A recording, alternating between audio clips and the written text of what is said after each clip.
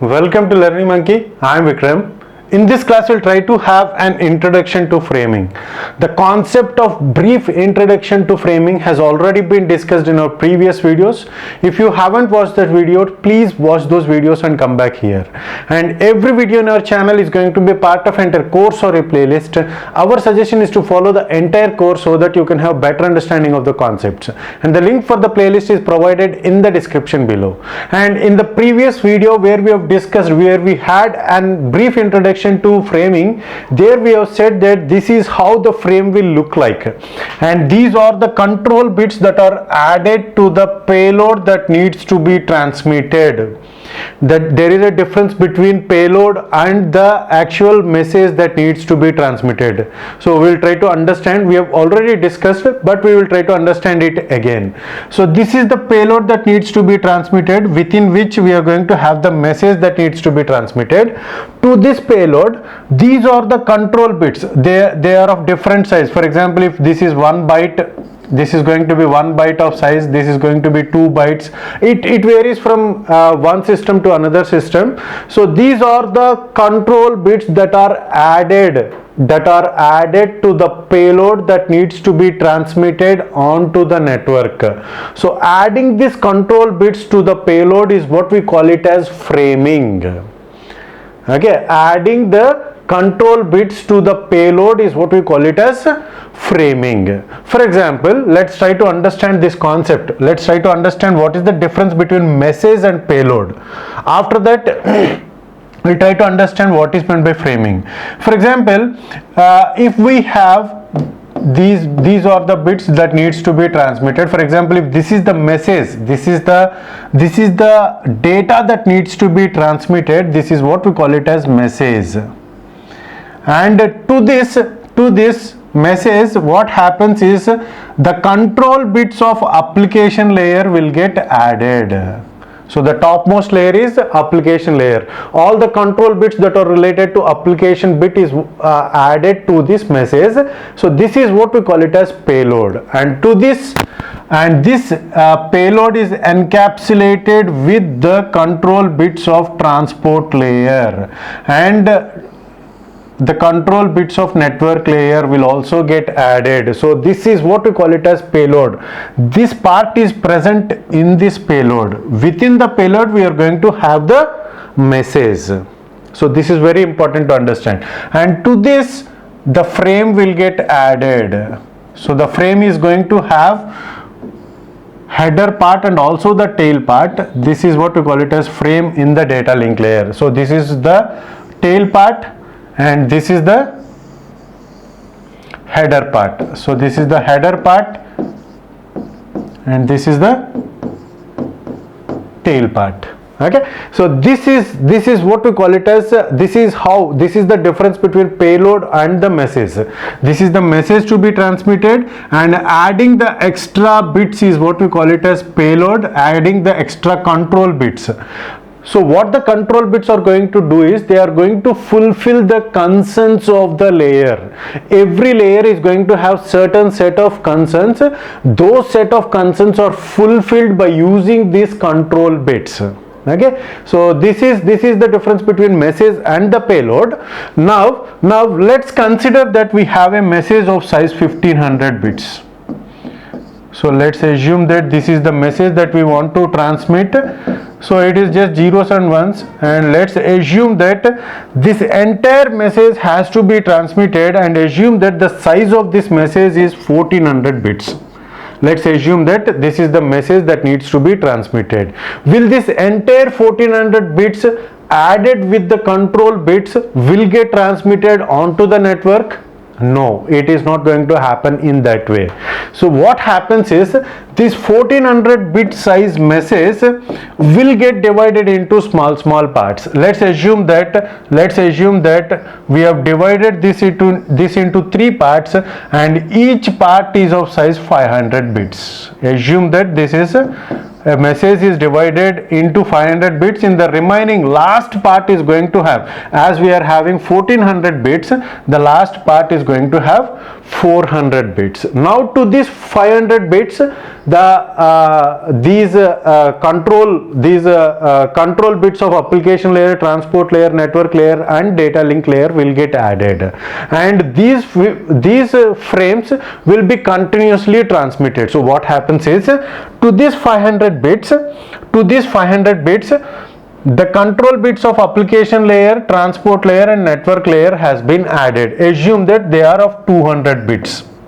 200 bits are the control bits of network layer, transport layer and application layer, and to that we have to add the frame control bits of the data link layer. So that is what we call it as framing. For example, assume that they are 300 bits.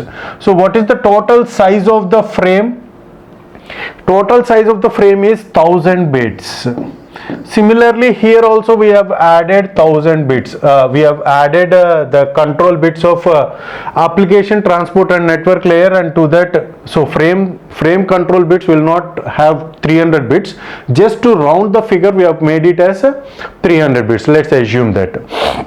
Okay, so the total of 1000 bits is the size of the frame. 1000 bits is the size of the second frame, first frame, second frame, or 0th frame, first frame, second frame. And what is the size of the third frame? Third frame in the sense it is second number frame, it is 900 bits, because the message is 400 bits. To that 200 bits is the payload, the extra bits, control bits added by these layers, and frame size is 300 bits. So total of 900 bits. So the third frame is going to be 900 bits. Okay, so the frame 0 will get transmitted, frame 1 will get transmitted, and frame 2 will get transmitted onto the transmission medium. Okay, so now what we have to understand is how this framing is done. So the concept, the differentiation that we have to bring in is, for example, if all these bits are transmitted on a single go, means this one will get transmitted, frame 0, 1 and 2 is getting transmitted. So how the receiver will understand that from where I have to consider and where the message will get stopped.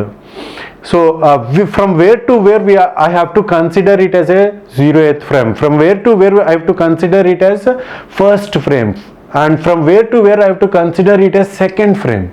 So this confusion will be created at the receiver end. So there are two kinds of framing mechanisms. One is fixed size framing, one is fixed size framing, and the second one is variable size framing. The second one is variable size framing. So what this fixed size framing will do is, all the frames are of same size, in the sense, so this one is going to be 1000 bits, this one is going to be 1000 bits, and this one is also going to be 1000 bits. So what the fixed size protocol, fixed size framing mechanism will do is, it is going to add some extra bits, extra zeros will get added within the message.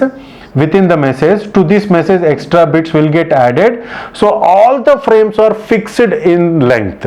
With that, what happens is, how the receiver is going to differentiate one frame with the other frame is, so fixed size means at the receiver it is going to count 1000 bits. So the first 1000 bits it is going to consider as frame 0, and the next 1000 bits it is going to consider as frame 1, and the next frame 1000 bits it is going to consider it as frame 3, which means that every frame is going to be of same size. With that, the receiver is going to consider the first 1000 bits. In our case, we have taken it as 1000 bits. The first 1000 bits are considered as frame 0, second 1000 bits are considered as frame 1, and third 1000 bits are considered as frame 3. There are some networks called ATM networks. ATM is a wide area network.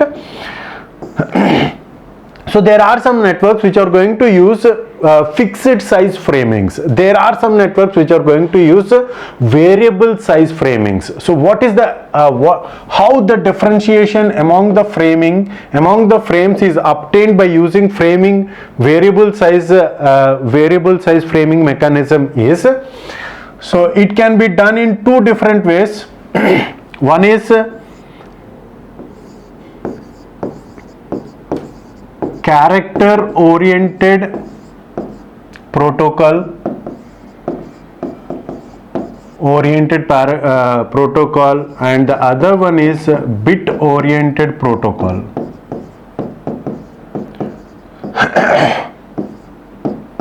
So character oriented protocol, and the next one is bit oriented protocol. So in the variable size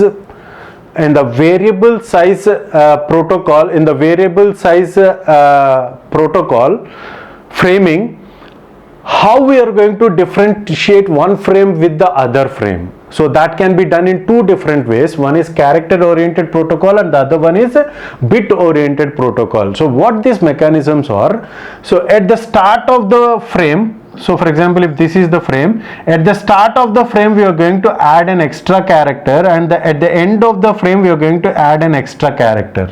So these characters, so within the frame we are going to have these characters. So these are called as flags. So at the start of the frame we are going to have one flag, and at the end of the at the end of the frame we are going to have an extra flag. It is a character. If we add a character at the start and the end, it is what we call it as character oriented protocol. So how the receiver will understand is, at the start it is going to take this character, and wherever it is going to find the same character, the receiver is going to understand that this is the end of the frame. And for the next frame it is going to again consider the same character. For example, assume that the character is a slash. Usually we are going to have this flag character as a slash in character oriented protocol. In the bit oriented protocol, a group of bits will get added. Okay, so a group of bits will get added, and these bits are considered as the start of the frame, and the same bits are used as the end of the frame.